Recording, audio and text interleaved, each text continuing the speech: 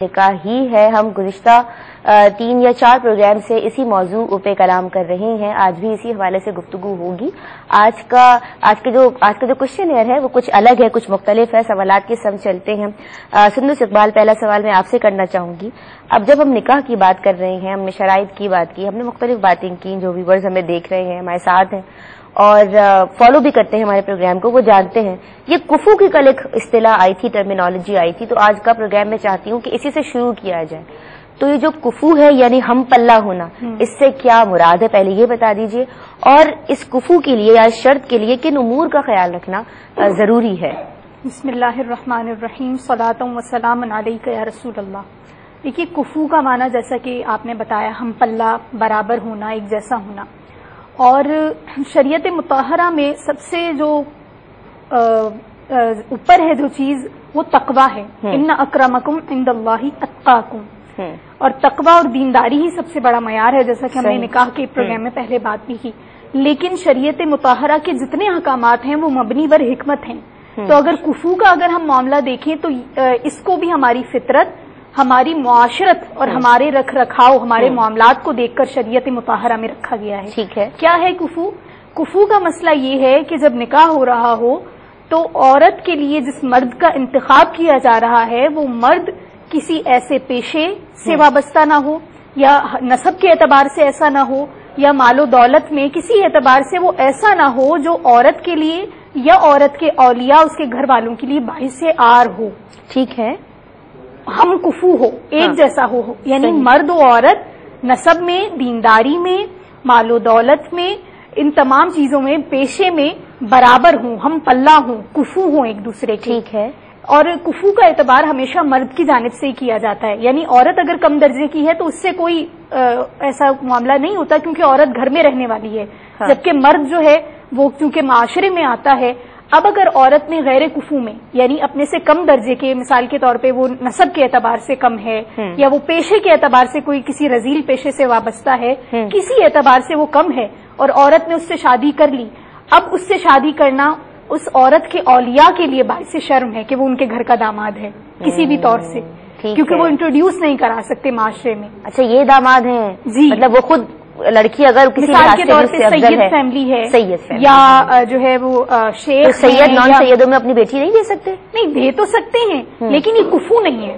یہی بات ہو رہی ہے کہ شریعت, ویسے تو اللہ تبارک و تعالیٰ نے تقوی کو معیار بنایا ہے, اور نبی علیہ الصلوۃ والسلام نے خود یہ رسمیں توڑی. اپنی 2 صاحبزادیاں جو ہیں وہ غیر قرشی میں دے کر حضرت عثمان غنی رضی اللہ تعالیٰ عنہ کو نسب کے تمام بت توڑے. اسی طرح آپ نے حضرت زینب بنت جہش جو ایک معزز گھرانے سے تھی, ان کا نکاح جو ہے وہ ایک غلام زادے سے کیا. صحیح. تو لیکن چونکہ ہم شریعت مطہرہ ہماری نفسیات کو بھی دیکھتی ہے, ہماری معاشرت کو بھی دیکھتی ہے, کہ معاشرتی اعتبار سے یہ ایک شرم اور عار کا باعث ہوتا ہے کہ عورت کسی ایسے بندے سے نکاح کر لے کہ جو اس کے اولیاء کے لیے, جو اس کے ورثاء ہیں, ان کے لیے باعث عار ہو. اس لیے یہ کفو کا معاملہ رکھا گیا ہے.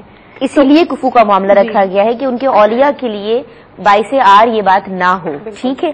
آپ اس حوالے سے کیا کہیں گی کہ کفو سے کیا مراد ہے اور کن امور کا خیال رکھنا ضروری ہے؟ میں بھی یہی عرض کروں گی کہ کفو کے معنی سب سے پہلے ہمیں سمجھنے چاہیے کہ آج ہم اس موضوع پر کیوں بات کر رہے ہیں. کہ کفو کے معنی ہوتے ہیں ہم پلہ ہونا, برابر ہونا. اب شریعت مطہرہ کے اعتبار سے کن کن چیزوں پہ ہم پلہ یا برابر ہونا چاہیے, تو نسب کے اعتبار سے, اسلام کے اعتبار سے, پیشے کے اعتبار سے, دیانتداری کے اعتبار سے, مال کے اعتبار سے, اور آزادی حریت کے اعتبار سے. چونکہ یہ پہلے زمانے میں ہوا کرتی تھی, لہٰذا ان تمام چیزوں میں مرد کو جو ہے وہ عورت کی یا تو قائم مقام یا زیادہ ہی ہونا ہے, کم نہیں ہونا. تو وہ غیر کفو ہو جائے گا جو کم ہو جائے گا, عام لفظوں میں اگر کہا جائے. اب یہاں عورت کے لیے دیکھیں, ہم جب کسی بیٹی کی شادی کر رہے ہوتے ہیں تو یہ تمام چیزیں مرد میں دیکھنی ضروری ہے, جیسا کہ کہا گیا ابھی. یہ اسی وجہ سے ہوتا ہے کہ دیکھیں دین اسلام انتہائی شرم و حیا کا معاملہ کرتا ہے, خاص طور پہ خواتین کے ساتھ.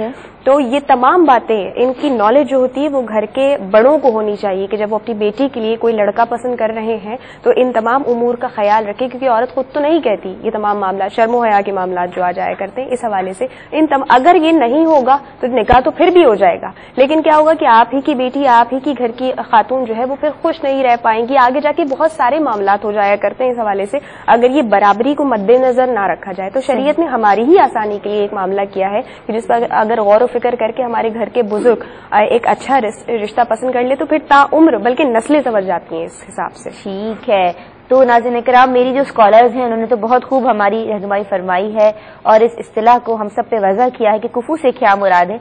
मैं चाहती हूँ कि मुफ्ती मोहम्मद अकमल साहब की रहनुमाई फरमाएं और मजीद जो है वो इस बात को हम सब के लिए आसान फरमाए, इस इस्तिलाह को कि माने हैं, कुफू से क्या मुराद है और किन उमूर को मद्देनजर रखना जरूरी है अगर हम पल्ला लड़का देखने जाए या शादी की जब भी बात हो रही है। तो ये कुफू से क्या मुराद है, मुफ्ती साहब के साथ चलते हैं।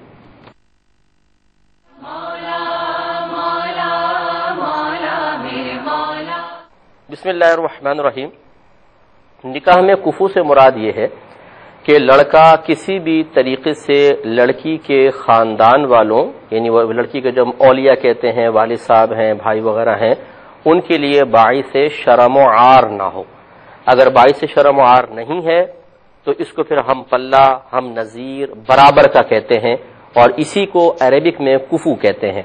बराबर का होना, हम पल्ला होना, हम नजीर होना। तो अब यहाँ दो सूरत हाल बनती हैं कि माँ बाप लड़की का निकाह कुफू में करते हैं या गैर कुफू में, लड़की अज खुद अपना निकाह कुफू में करती है, गैर कुफू में। अहकाम मुख्तलिफ है जो इन मुनासिब पे जिक्र किए जाएंगे, लेकिन कुफू में एक बुनियादी उसूल याद रखिएगा कि फुक़हा ने अगरचे चंद उमूर को कुफू के सिलसिले में लिहाज रखने का हुक्म दिया है, लेकिन इसमें असल उसूल ये है कि कुफू का मयार उर्फ के एतबार से बदलता रहेगा, जमाने के एतबार से कुफू का मयार भी बदलेगा। बुनियादी तौर पे तो लड़के के अंदर सबसे पहले दीन का मामला देखा जाता है कि वो इस्लाम से वाबस्ता है, मुसलमान होना चाहिए। लेकिन बाज़ औक़ात ऐसा होता है कि एक गैर मुस्लिम लड़का मुसलमान हुआ है, तो क्या अब ये उस लड़की के लिए कुफू बन सकता है या नहीं कि जो शुरू से ही मुसलमान है? ठीक है ना, तो ये गैर कुफू कहलाता है ऐसा लड़का। तो उसका दीन देखा जाता है सबसे पहले।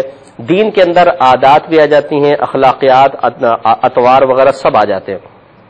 दूसरा होता है नसब, कि उसका खानदानी नसब क्या है। तीसरी चीज पेशा होता है कि पेशा क्या उसने इख्तियार किया है। चौथा फिर उसी की आदात, अतवार, अखलाकियात कि मसलन कोई नशा वगैरह तो नहीं करता है, कोई गलत हरकत में एलानिया तौर पर मुबतला तो नहीं है।